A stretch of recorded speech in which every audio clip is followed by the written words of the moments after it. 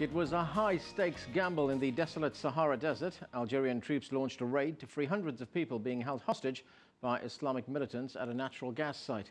We know very little except chaos and tragedy ensued. As many as 30 hostages died, including some Americans. It's frustrating for U.S. officials because they were kept in the dark, and attempts to offer crack hostage extraction teams fell on deaf ears.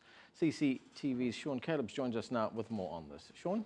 Indeed, the hostage situation had only entered its second day, but clearly that was long enough for the government in Algeria. Many of the hostages did escape, however, many were apparently killed. And tonight, world leaders are expressing frustration after being kept in the dark. And in the United States, they are trying to figure out exactly what's going on.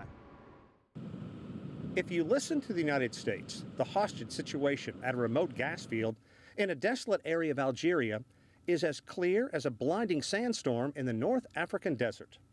When asked about reports that some foreign captives escaped and some were killed during an assault by Algerian troops to end the standoff, this is what the Obama administration said. We're certainly concerned about reports of loss of life and are seeking clarity from the government of Algeria. There are reports that senior U.S. military officials offered to send hostage rescue teams to Algeria, but the offer was refused. Publicly, the U.S. State Department is very tight-lipped. I am not going to comment at all on the ground situation in the interest of the security of the individuals, please. The natural gas site in the barren Sahara Desert is operated by British petroleum giant BP.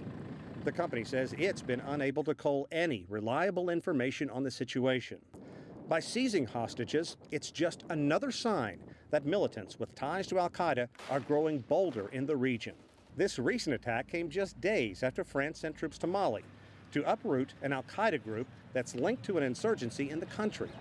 Late in the day, Secretary of State Hillary Clinton weighed in on the hostage situation and the growing threat in the region.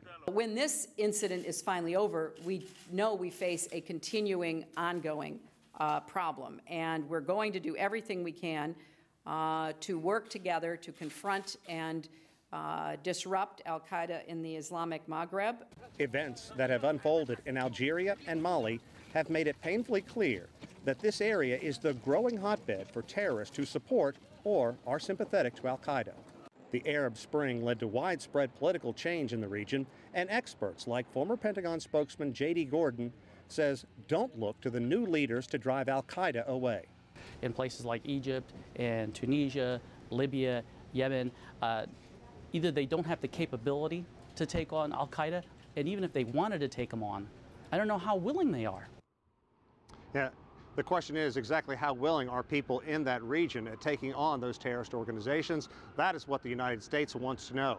And after this latest drama, it says it only points out that that area of the desert is flourishing in the area, becoming a hotbed for terrorist organizations to blossom in that region. And just this past week, the U.S. Defense Secretary Leon Panetta said right now the U.S. must do everything in its power to stop this.